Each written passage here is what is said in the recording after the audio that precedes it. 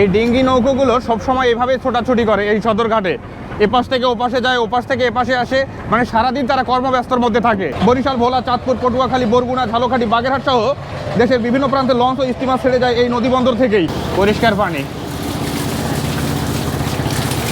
লঞ্চের মধ্যেই গোসল, লঞ্চের মধ্যেই খাওয়া দাওয়া, সুন্দর জীবন। ডেকগুলো মূলত এরকমই, আপনাদেরকে এইভাবে বিছানা পেতে এখানে যেতে হবে, মানে শুয়ে শুয়ে যাওয়া। আর এগুলোর ভাড়া সাধারণত 200 থেকে 250 বা 300 এর ভিতরেই। এখানে হচ্ছে পারাবত 12 এই ভাইদের। How are you? Your country? France.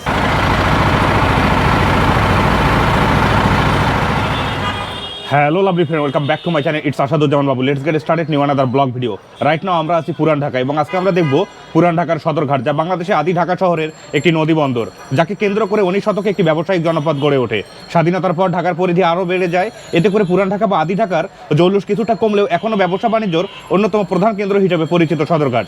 Sadarghat এমন একটি জায়গা যেখানে অসংখ্য লঞ্চ ঘাটে দাঁড়িয়ে থাকে, ডিঙ্গি নৌকোগুলো যাত্রী নিয়ে এপার ওপার করছে, কুলিদের শোরগোল সব কিছু মিলে সদরঘাট সব সময় ব্যস্ত, যা কখনো নীরব থাকে না। আজকে আমরা সদরঘাট ঘুরবো এবং আপনাদের দেখাবো সেই সদরঘাটের ব্যস্ত জনজীবন। তো চলুন যাওয়া যাক।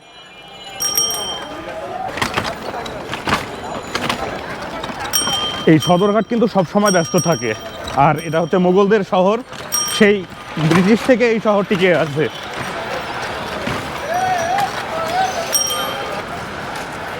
আর এটা আপনারা যেটা দেখতে পাচ্ছেন, এটা হচ্ছে বাবুবাজার ব্রিজ, আর এই সবাই ব্রিজের উপর উঠতেছে, এটা দিয়েই বুড়িগঙ্গা নদীর ওই পারে চলে যাবে। আর ও পারে হচ্ছে কেরানীগঞ্জ, কদমতলী। আর আমরা এখন যাচ্ছি সদরঘাটে। আর এটা হচ্ছে বাদামতলী, ফলের সুবিশাল আড়ত এই বাদামতলীতে। গোটা বাংলাদেশের সবচেয়ে বড় আড়ত হচ্ছে এই বাদামতলী, যেখানে গোটা বিশ্ব থেকে ফল আসে এই বাদামতলীতে। এখান থেকে আমাদের সারা দেশে ফল ট্রান্সপোর্ট করা হয়। দেখুন এখানে খেজুরের দোকান, এগুলো এপাশে যতগুলো দেখতে পাচ্ছেন, মানে এখানে যত দোকান কম বেশি সব খেজুরের দোকান এখন বর্তমান। আর এই মাত্র আমরা বুড়িগঙ্গা নদী দেখতে পাচ্ছি, এটা হচ্ছে বুড়িগঙ্গা নদী, মানে আমরা বুড়িগঙ্গা নদীর এখন খুব কাছেই।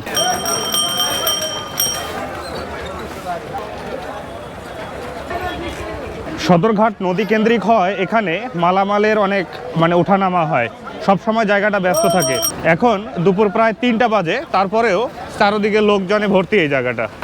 Hello, how are you? Your country? France. এই বড় ভাই ফ্রান্স থেকে এসেছে।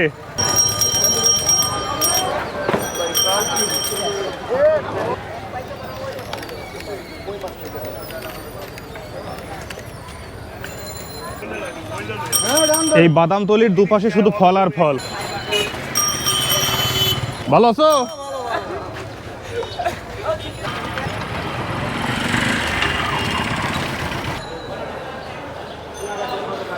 এই সদরঘাটে ঢোকার জন্য আমাদেরকে টার্মিনাল ফি দিতে হবে, তার মূল্য হচ্ছে 10 টাকা একজন।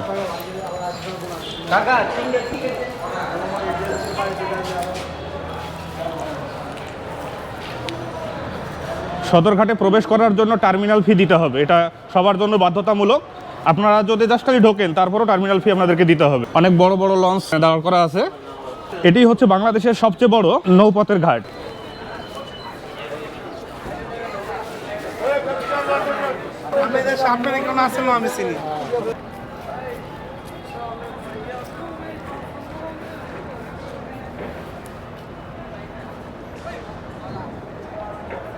এটা হচ্ছে নদীর মধ্যে ভাসমান দোকান, দেখুন আপনারা, নদীর উপরে দোকান।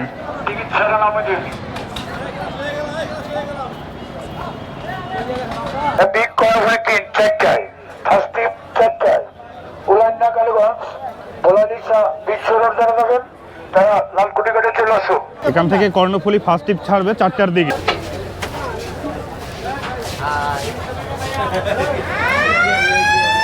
এটা হলো কর্ণফুলী লঞ্চের আপনার চেয়ার সিট, দেখুন আপনারা।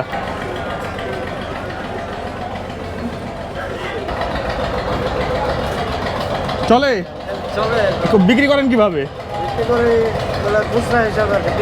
পিস হিসাবে, বাইরেও বিক্রি করে, ভেতরেও বিক্রি করে।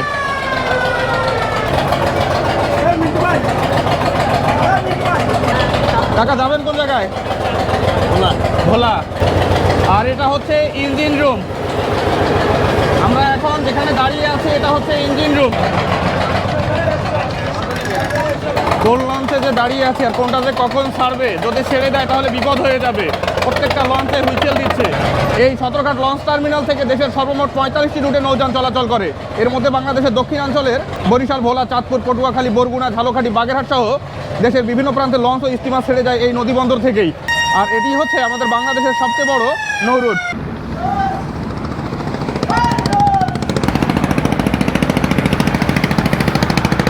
হ্যালো ভাই,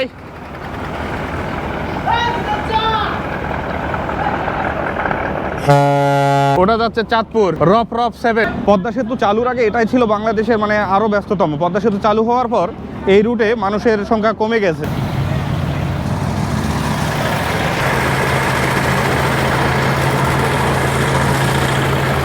এই ডিঙ্গি নৌকোগুলো সবসময় এভাবে ছোটাছুটি করে এই সদরঘাটে।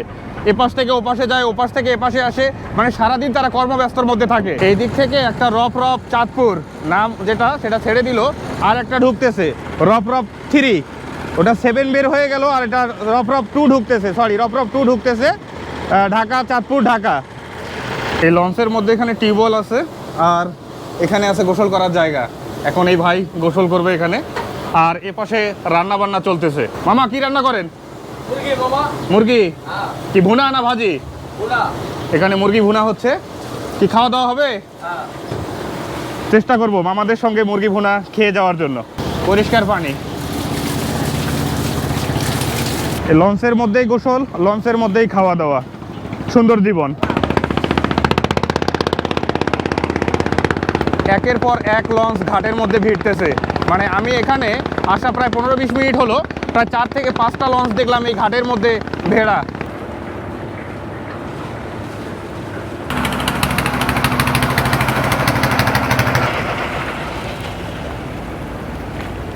নদীর ওই পারটা হচ্ছে কেরানীগঞ্জ। এখন আমি চেষ্টা করব এই সদরঘাট থেকে কেরানীগঞ্জ যাওয়ার, আর ওখান থেকে কেরানীগঞ্জ যাওয়ার জন্য ছোট ছোট ট্রলার ছাড়তেছে।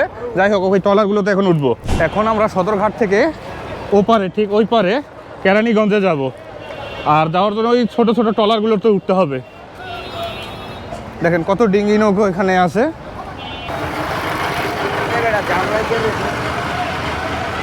এই হচ্ছে সেই ট্রলার, আর এই ট্রলারে করে এখন চলে যাব ওই পার, ঠিক কেরানীগঞ্জ। এটা হচ্ছে বুড়িগঙ্গা, এই পার সদরঘাট, আর আমরা যাবো হচ্ছে ওপার কেরানীগঞ্জ।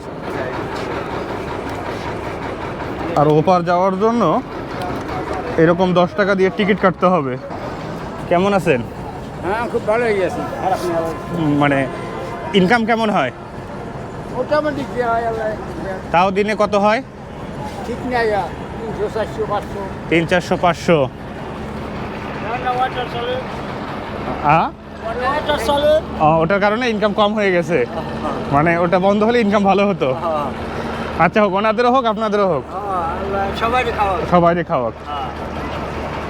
বয়স তো অনেক হয়ে গেল। বয়স অনেক। কতদিন ধরে এটা কাজ করতেছেন? এই 25 বছর। 25 বছর ধরে এই কাজ করতেছেন। সদরঘাটে আসলে আপনারা খুব সুন্দর মুহূর্ত উপভোগ করতে পারবেন। আমরা তো পার্ক দেখি, চকচকা জায়গা দেখি, ঝকঝকা, কিন্তু এটা খুব সুন্দর অ্যাডভেঞ্চার প্রিয় একটা জায়গা। এখানে আপনারা মানুষের সঙ্গে মিশতে পারবেন, সব কিছু দেখতে পাবেন। নদী বন্দর যে এত সুন্দর হয়, আপনারা মানে বিদেশ থেকে অনেক ট্যুরিস্ট দেখলাম এই নদী বন্দরে এসেছে, তার দেখুন।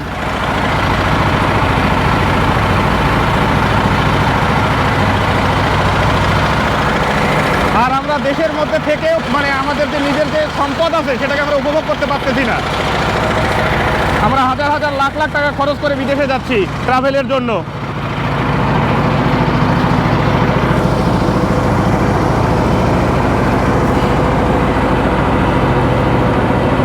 বর্তমানে আমরা বুড়িগঙ্গা নদীর একেবারে মাঝখানে অবস্থান করতেছি। এপাশে অনেক বড় বড় লঞ্চ দাঁড়িয়ে আছে, এগুলো হয়তো রাতেই ছেড়ে দিবে এই নদী বন্দর থেকে। আমরা চলে এসেছি কেরানীগঞ্জে। এখান থেকে হাই হলে 300 ফিট বা 200 ফিট হবে।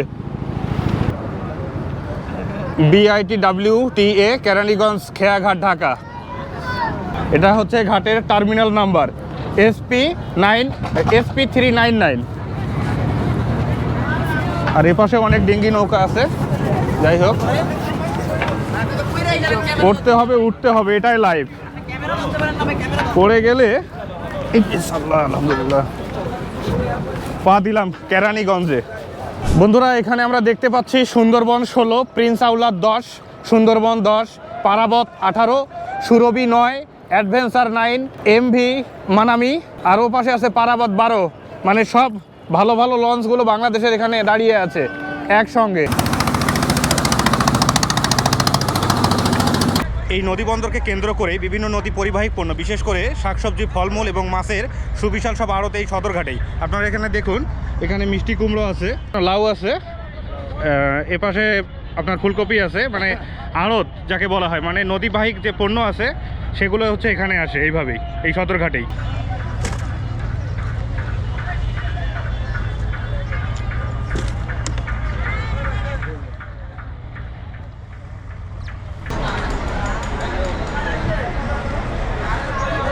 মানে রাতের আলোকিত লঞ্চগুলো দেখতে কেমন লাগে এরপরে সেটা আমি আপনাদের সঙ্গে শেয়ার করব।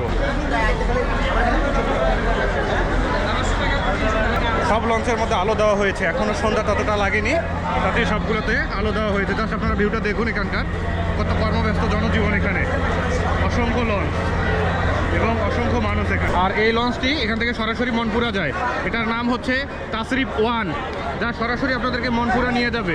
মনপুরার যে সৌন্দর্য তা এই লঞ্চে করে গেলে আপনারা উপভোগ করতে পারবেন। দেখি লঞ্চটার ভিতরে এখন যাই। অনেক সুন্দর এই লঞ্চটি, এটা হচ্ছে ডেক।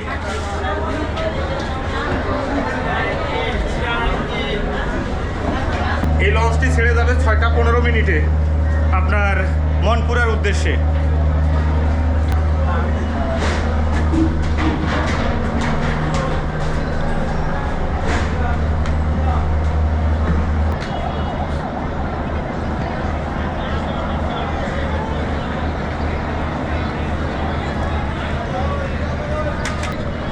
আর এটা হচ্ছে লঞ্চের ক্যাপ্টেনের রুম, এখান থেকে লঞ্চটিকে চালানো হয়।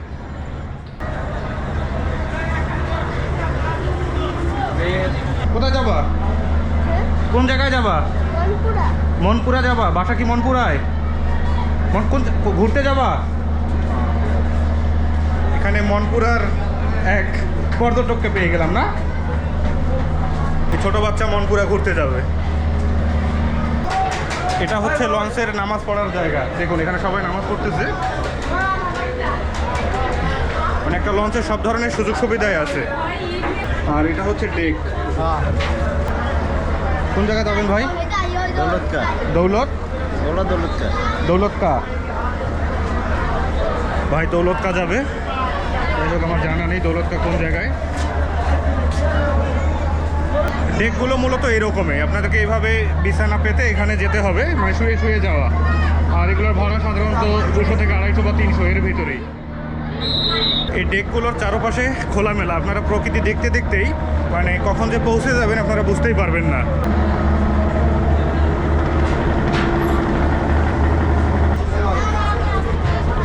কত কেজি? কত কেজি? 150 টাকা কেজি। 150 টাকা কেজি।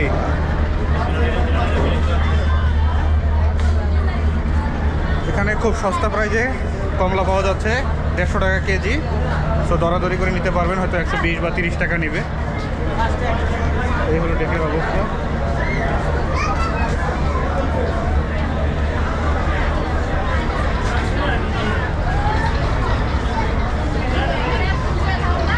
ওকে, আসসালামু আলাইকুম।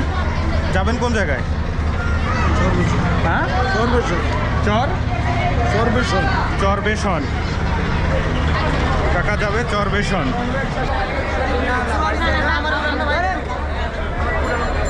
কিসে ব্যবসা করো? ব্যবসা করি ভাইয়া। কত করে কেজি? কত করে কেজি? 80 টাকা। 80 টাকা কেজি, দাম বেশি হয়ে গেল না? কমলার কেজি 140 টাকা, তুমি বড় কেজি 80 টাকা নিচ্ছ, বেশি হলো না? বল ভাই, 40 টাকা দেই। বল একটা খাও, ফ্রি খাও। একটা ফ্রি পেলাম, কিন্তু খাবো না, ছোট ভাইয়ের জিনিস থাক। ভালো থাকো।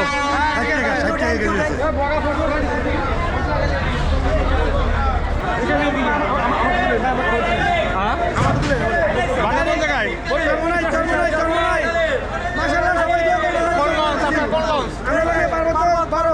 এখানে হচ্ছে পারাবত 12। এই ভাইদের কেবিন ভাড়া কত?